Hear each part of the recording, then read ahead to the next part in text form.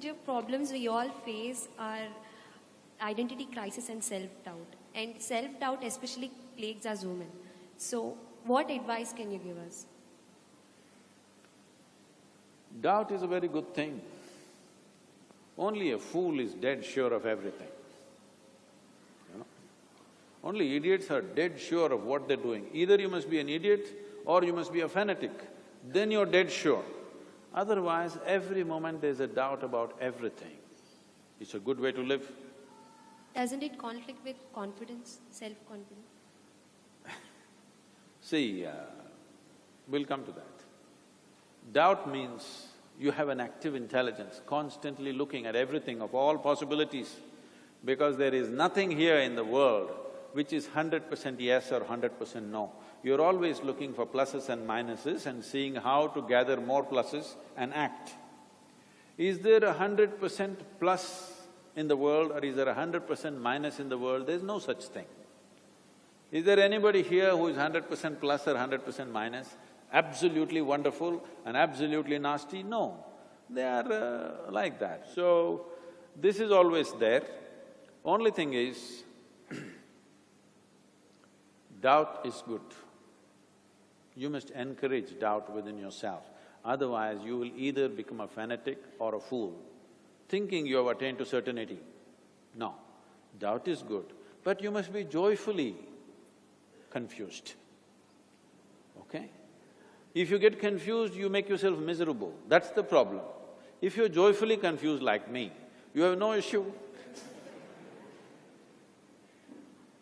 Because you constantly nurtured confusion. Now, out of that, after much doubt and considering everything in the universe, slowly clarity arises. Now you talked about confidence. Confidence is a terrible thing because confidence means without clarity you have attained to certainty. Confidence is the first step towards fanatism. You will see nobody is as confident as a fanatic, isn't it? Because you become a one-track mind, you never question yourself, you never question your actions, you never question your thoughts and emotions. You just become certain. So, this kind of certainty is of no use. This will come because you believe something. You simply believe something. Believing something gives you confidence, but not clarity. But you will walk through the world, negotiate this world well, only when there is clarity, not when there is confidence. Confidence is a way of blundering through life. See, right now, if you want to walk through, let's say one of the rows between two rows, let's say your vision is not clear, but you have confidence, what will you do? Hello, please tell her. If somebody whose vision is not clear walks through one of these two… between these two rows, what will they do? They will step on everybody's feet, but they're confident. Right now, this is what is happening. People who believe in absolutism about everything, they are confident. They know they're doing the right thing and going to heaven. It doesn't matter what horrendous things they create. Yes or no? They are dead sure. I'm sorry, they're not dead, unfortunately. They are so sure that they are going straight to heaven.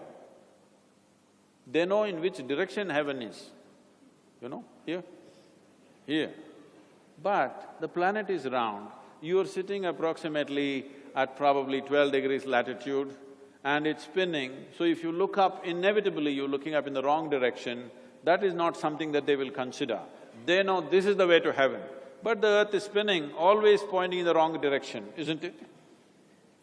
But they are dead sure because they believe this is it. So confidence is a very bad thing that's been nurtured in people. What you need is clarity. Clarity needs working upon yourself. It will not come simply like that.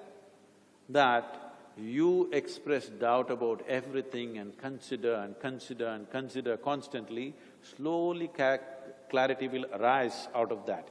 Because you see clearly, you have clarity. Confidence, you don't have to see clearly. Just like that, you believe you're right, then you're confident. Confidence is a terrible substitute for clarity. Please bring clarity into your lives. If you are a confident… oh, you're not an engineering manager. Management. If you're a confident manager without clarity, you will be a blundering fool with people. Yes, but if you have clarity, you don't have to claim you're a manager. Everybody will line up behind you to ask what to do next because they see clarity in you.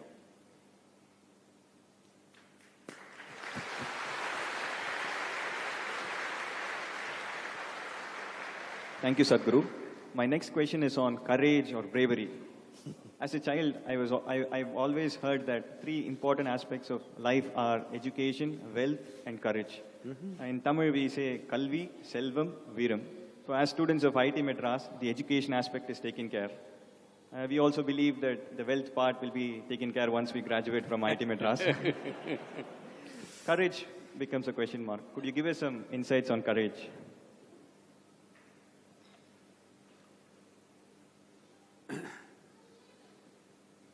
See, when you do something beyond a little bit of reason, you call it courageous. But when somebody else does the same thing, we think he's stupid, he's risking his life, okay? When we step back from something, we call it caution. When somebody else step back, we say he's a coward. So this courage business is a very relative thing. What is courage, what is not courage? The question is just this. There are some people who are capable of walking into situations without knowing a thing about it, okay?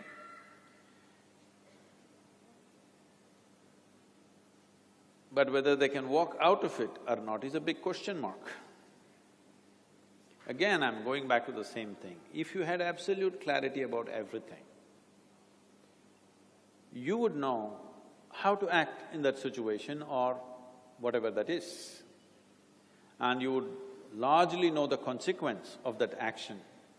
If it is a calculated effort and you took the action, it may succeed, it may not succeed, because there are many factors that you could have overlooked. But if you had enough clarity, the chances of success are much, much better. But if you just have this Veeram in you too much, okay? And you took steps because you're courageous.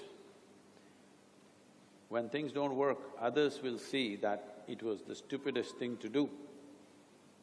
So you must understand, you will be attributed with all kinds of qualities, positive qualities, as long as you're successful. The moment you fail, people will see the same things that they said was courageous, they will say after 5 years, he is an utter fool. What a thing he has done to himself and to everybody. So the important thing is, the purpose of human action is success. It doesn't matter whether it's a big thing or a small thing that you do. If you… don't torture the children, huh? If you…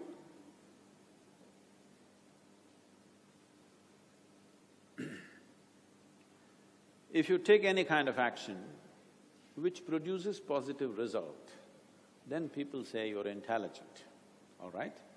Maybe you're not, maybe it was just chance, but they will say you're intelligent because most of the world is not able to recognize anything other than success. It is not the best way to live, but that is the reality. This is what we have done to life, that we are too much result-oriented, not process-oriented. If our processes are right, results will come. But because we are in such a hurry for results, we are too result-oriented. Because of that, we build these kind of cities, which no process, only I built my house, you built your house, everybody appreciated, clapped their hands and said, oh, he has got his own house. It's a disaster for the city, but I got my own house, all right? So, this excessively success-oriented society is dangerous because we will miss all the processes, we'll bypass processes and do things. Ad hoc, it may succeed. See, anything will succeed 50% of the time, even if you don't know what the hell you're doing. Yes? If you're playing cricket, with your eyes closed also, if you swing the bat, you may hit it, all right? So 50% of the time, lot of things may happen by chance, but that is not what young people should depend on. You must build a process within yourself which is reliable. It doesn't matter, somebody approves it, disapproves it, whether the world approves it or disapproves it, whether it appreciates or depreciates, it doesn't matter. You built a solid process for yourself that it's always reliable for you. If you do this, if there's an opportunity in the world, maybe it'll become a big success, otherwise maybe it will be something like that, but you will have the beauty of always standing on firm ground within yourself, never struggling with anything that happens to you in your life. This is what you must build. Success in the world will come depending upon what the world is ready for. I was the same person 40 years ago, but at that time, everybody thought I'm no good. But today, they think I'm a great mystic, yogi, nonsense, whatever, okay? Not because they experience who I am, because everywhere it's recognized, they are also clapping their hands, that's all. So what the flock says, it doesn't matter. Have you built an appropriate process which has absolute integrity within itself? And clarity is the basis of your process. If you have done this, it doesn't matter whether the world accepts you or not. You are successful because as a human being, you're successful. You're successful in the world or not depends on what the world is ready for right now.